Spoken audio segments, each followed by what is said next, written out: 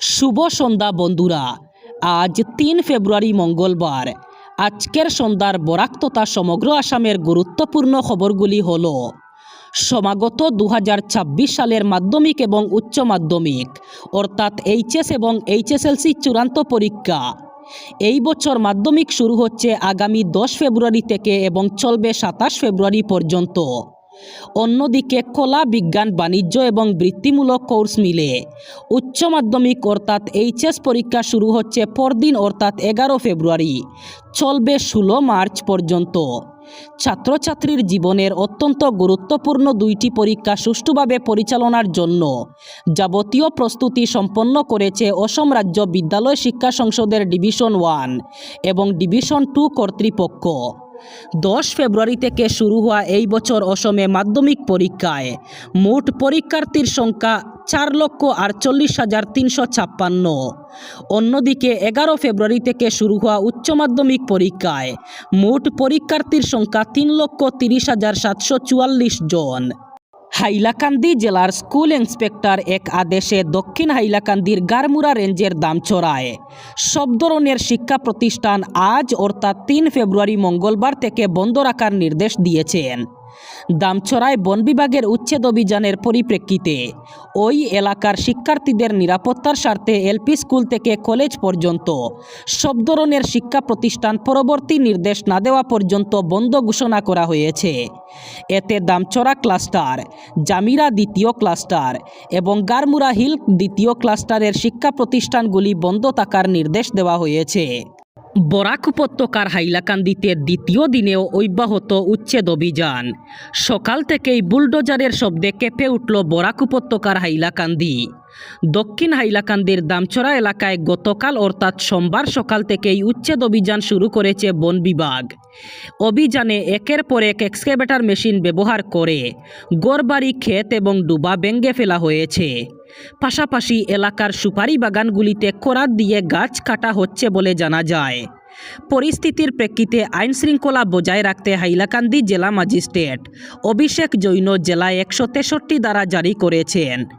এই আদেশ অনুযায়ী সভা, মিছিল, সামাজিক মাধ্যমে উত্তেজনাকর পোস্ট এবং রাস্তায় একসঙ্গে ৫ জনের বেশি জমায়েতের উপর সম্পূর্ণ নিষেধাজ্ঞা আরোপ করা হয়েছে।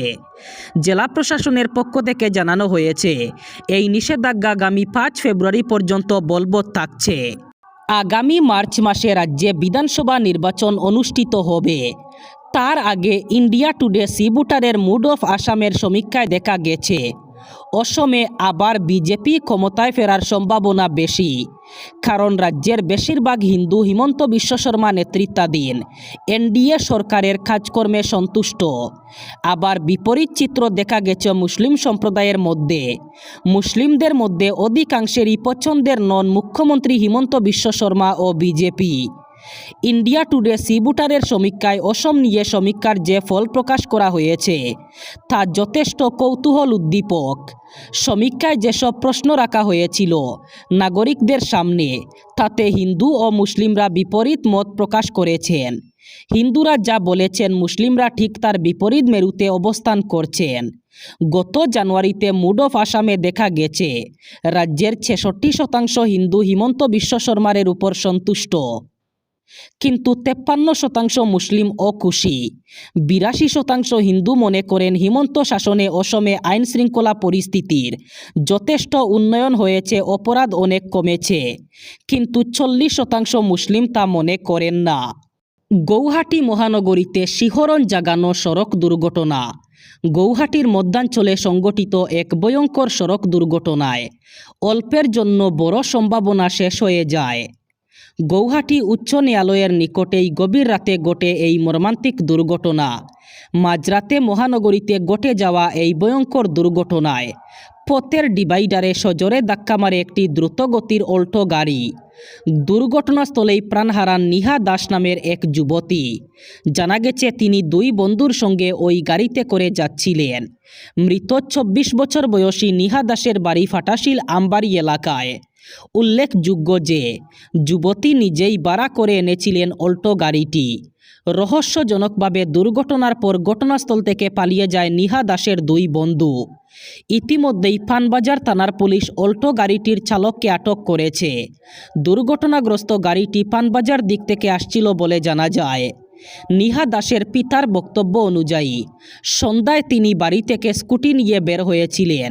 পরে স্কুটি রেখে বন্ধুদের সঙ্গে ঘুরতে যান। বাবার বয়ান অনুযায়ী বন্ধুবান্ধবদের সঙ্গে প্রায়ই বাইরে ঘুরতে যেতেন নিহা। তিনি রাধা গোবিন্দ বড়ুয়া মহাবিদ্যালয়ের ছাত্রী ছিলেন।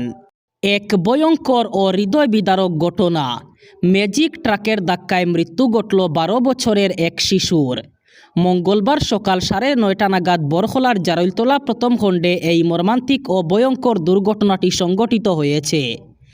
গ্রামীণ রাস্তায় বালু নিয়ে একটি বাড়িতে এসেছিল এক ম্যাজিক ট্রাক। পেছনের চাকায় পড়ে মৃত্যু হয় শিশু শুভজিৎ নামের ওই শিশুটির। সঙ্গে সঙ্গে খবর পেয়ে বরখলা থানার ওসি কুলেন্দ্র কুমার হুজুরি এবং সহকারী ওসি মনিরাম কলিতা দলবল নিয়ে উপস্থিত হয়ে কীভাবে দুর্ঘটনাটি ঘটল তা খতিয়ে দেখেন। জানা গেছে চালক পলাতক বলে জানা যায়। এই ভয়ঙ্কর দুর্ঘটনায় এলাকায় শোকের ছায়া নেমে এসেছে। খুব শীঘ্রই রাজ্যে 5,000 নতুন চাকরি দেওয়া হবে। প্রাথমিক শিক্ষা বিভাগে 4,000 পদে, পিডব্লিউডি কৃষি বিভাগে বিভিন্ন পদে নিযুক্তি হবে। ফেব্রুয়ারি মাসের মধ্যেই সম্পন্ন হবে এই নিযুক্তি।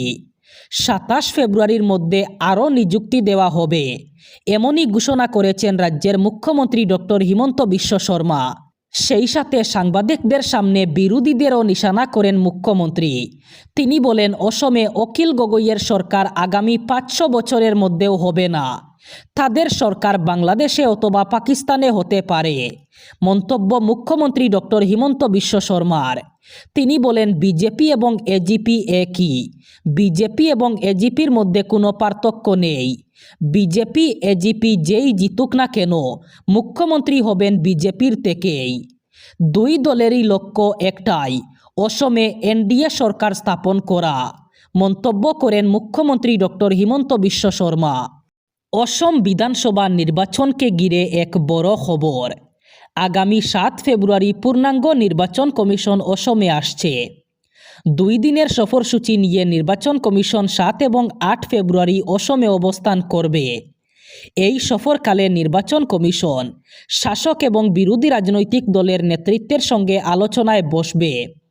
পাশাপাশি অসম সরকারের সঙ্গেও আলোচনা করবে কমিশন।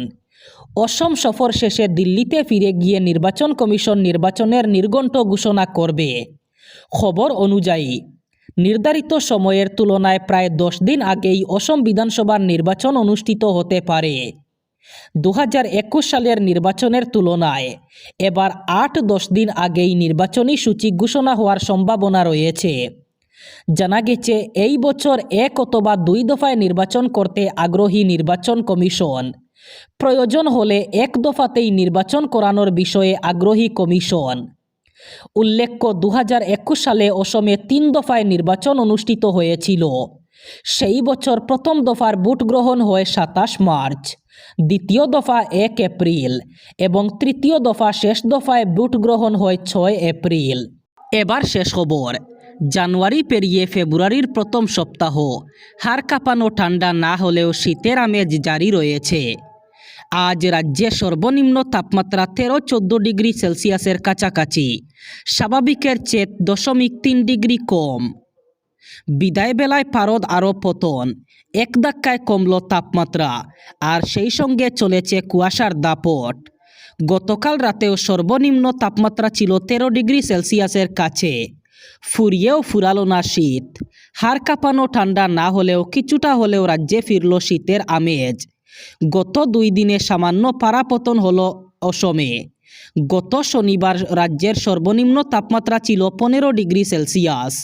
সেই তাপমাত্রা গতকাল কমে দাঁড়িয়েছে 13 ডিগ্রি সেলসিয়াসে এবং আজ তা কমে দাঁড়িয়েছে 12.5 ডিগ্রি সেলসিয়াসের কাছাকাছি। আবার স্বাভাবিকের চেয়ে নেমে গেল সর্বনিম্ন তাপমাত্রা। সর্বোচ্চ তাপমাত্রাও রয়েছে স্বাভাবিকের নিচে।